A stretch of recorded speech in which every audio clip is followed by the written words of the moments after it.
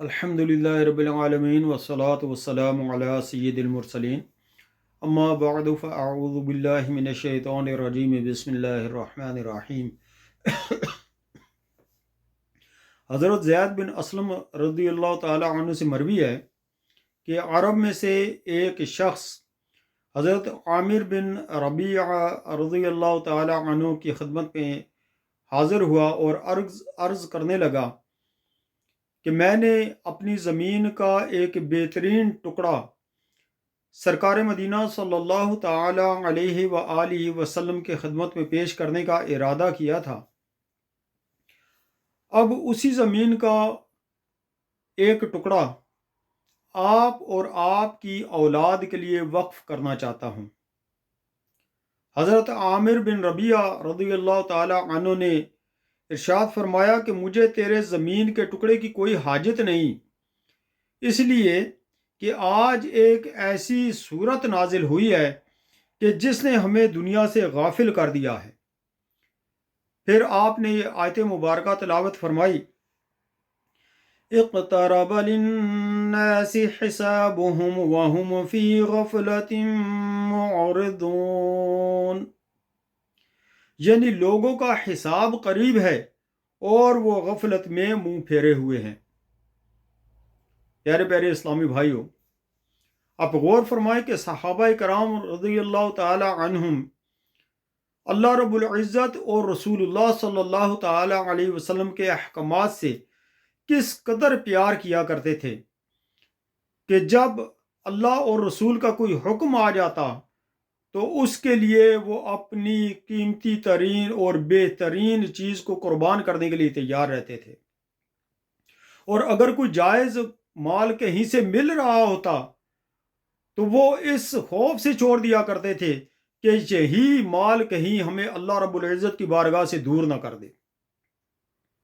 آج ہم لوگ اپنی حالت دیکھیں تو ہم مال کو جو ہے وہ سمیٹ رہے ہیں، جمع کر رہے ہیں، بینکوں میں رکھ رہے ہیں، اور بڑی بڑی گاڑیاں ہم لینے میں فخر محسوس کرتے ہیں، بڑے بڑے محلات اور بنگلے بنانے میں فخر محسوس کرتے ہیں، لیکن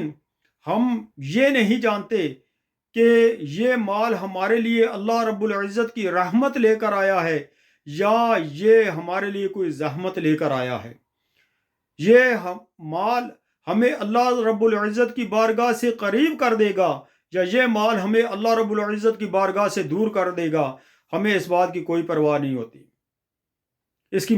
کی ایسی مثال لے لیں کہ جس طرح لندن کے اندر ایک بہت بڑا بزی علاقے میں، لندن کے بزی علاقے میں، لندن کے مصروف ترین علاقے میں ایک پلازا بنا ہوا ہو جس کی کروڑوں روپے مالیت کی ماہانہ آمدن ہو، کرائے کے طور پر آتے ہوں، اور ہم میں سے اگر کسی شخص کو وہ تحفے کے طور پر دیا جائے تو ہم اسے اپنی بہت بڑی خوش نصیبی سمجھیں گے کہ اچانک بیٹھے بٹھائے اتنا مال ہمارے قبضے میں آ گیا، اب تو انشاءاللہ ہم ساری زندگی بیٹھیں گے اور اس جو بغیر محنت کے ہمیں مال مل گیا ہے اس کی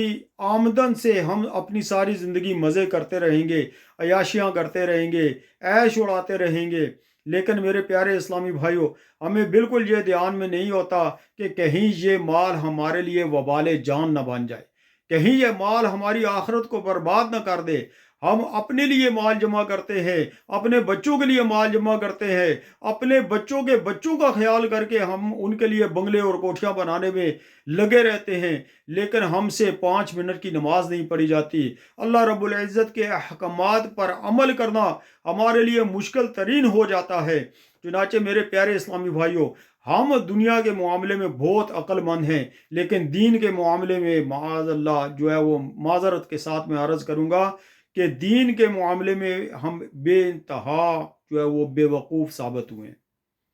صحابہ اکرام رضی اللہ تعالی عنہم کی زندگیوں کا ہم مطالعہ کرتے ہیں تو ہمیں یہ پتہ چلتا ہے کہ وہ مال کو اپنے آپ سے دور کر دیتے تھے کہ کہیں یہ مال ہماری آخرت کو تباہ کرنے کا ذریعہ نہ بن جائے، لیکن ہم اپنی زندگیوں کو دیکھتے ہیں کہ ہم دن رات مال کے پیچھے مٹھیاں بند کر کے بھاگتے ہوئے چلے جا رہے ہیں اور بالکل اس بات کی پرواہ نہیں کرتے کہ کہیں ہمارا اللہ ہم سے ناراض نہ ہو جائے، ہمارے آقا صلی اللہ تعالی علیہ وسلم ہم سے ناراض نہ ہو جائے، اللہ رب العزت کا حکم ہم سے چھوٹتا ہے تو چھوٹ جائے، رسول اللہ صلی اللہ تعالی علیہ وسلم کا حکم ہم سے رہتا ہے تو رہ جائے، لیکن دنیا کا معاملہ ہم سے نہیں رہنا چاہیے۔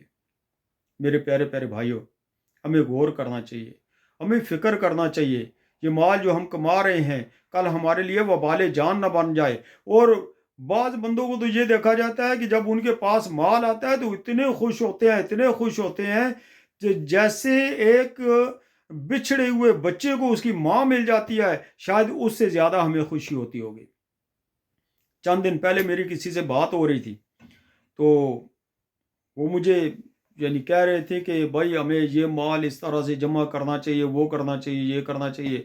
تو میں نے سمجھانے کی کوشش کی، بہت سمجھانے کی کوشش کی، اب پتہ نہیں ان کے ذہن میں بیٹھا یا نہیں بیٹھا۔ تو میں نے کہا کہ دیکھو، اگر جائیداد اور یہ سارے حساب سے، مال و دولت کے حساب سے دیکھے جائے تو ابھی بھی ہم دونوں ہی، تم بھی اور میں بھی، ہم دونوں ہی کروڑ پتی ہیں مالی حساب سے، دنیاوی مال کے حساب سے۔ یہ علیحدہ بات ہے کہ بعض مال پہ ہمارا قبضہ نہیں ہے، دوسروں نے قبضے کیے ہوئے ہیں۔ بہرحال یہ ہے کہ ہم کروڑ پتی ہیں، ٹھیک ہے۔ تو اب ہمیں ضرورت کیا ہے اس بات کی کہ اور مال جمع کرتے رہیں؟ پہلا مال ہم سے ہم جو ہے وہ بعد نے، جنہوں نے چھیننا تھا وہ چھین لیا، جنہوں نے رکھنا تھا، قبضے کرنے تھے وہ کر لیے۔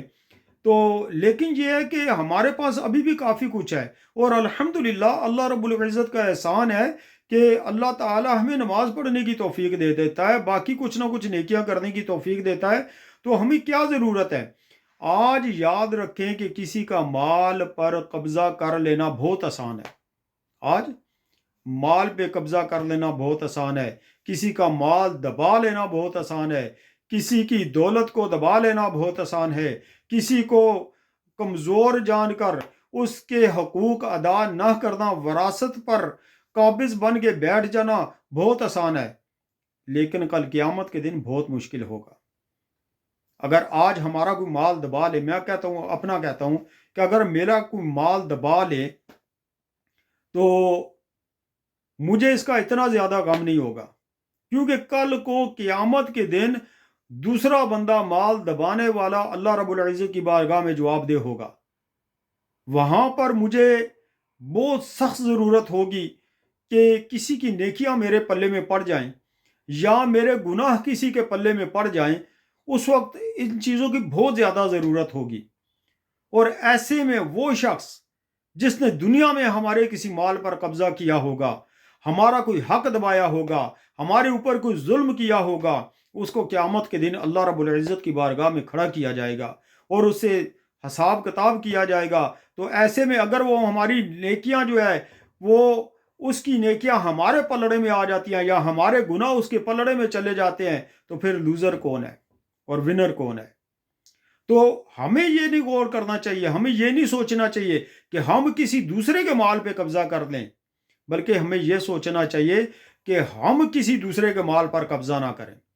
ہم کسی دوسرے کا حق ضائع نہ کریں، ہم کسی دوسرے پر ظلم نہ کریں، ہم کسی دوسرے پر زیادتی نہ کریں، ہم کسی دوسرے کی غیبت نہ کریں، کسی کے بارے میں چغلی نہ کریں، کسی پر بہتان نہ لگائیں، کسی پر الزام تراشی نہ کریں، ہم اللہ رب العزت کی اطاعت کریں۔ دوسرا کرتا ہے نہیں کرتا ہے، نیکی کی دعوت دینا ہمارے ذمہ ہے، ہم اسے بتا دیں کہ اللہ رب العزت کے یہ احکامات ہیں، اگر عمل کرو گے نجات پا جاؤ گے، اور نہیں کرو گے اپنی قبر میں جاؤ گے، اپنا حساب دینا پڑے گا۔ تو ہمارے ذمہ کسی کو زبردستی ہدایت دینا نہیں ہے، بلکہ ہمارے ذمہ صرف یہ ہے کیا؟ بلغوا عنی ولو آیا، کہ پہنچا دو میری طرف سے اگرچہ ایک ہی آیت ہو۔ تو صحابہ کرام رضی اللہ تعالیٰ عنہم کی زندگی میں کے بارے میں جو ہے وہ بات کر رہے تھے کہ زمین کا ایک بہترین ٹکڑا دیا گیا،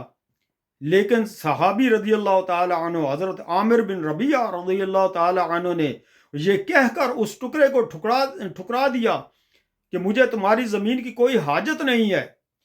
کیونکہ اللہ تعالیٰ نے یہ آیت کریمہ نازل کیا جس نے ہمیں دنیا سے غافل کر دیا ہے۔ अरे वो दुनिया, जिस दुनिया के पीछे हम दोनों मुट्ठियां बंद करके पूरी रफ्तार के साथ भागते हुए नजर आ रहे हैं, वो दुनिया जिसको नबी करीम सल्लल्लाहु ताला अलैहि वसल्लम ने इरशाद फरमाया, इसका मफहूम यह है कि अगर दुनिया की कीमत अल्लाह रब्बुल इज़्ज़त की बारगाह में मच्छर के एक पर के बराबर होती तो अल्लाह ताला काफिर को एक घूंट पानी का भी ना देता।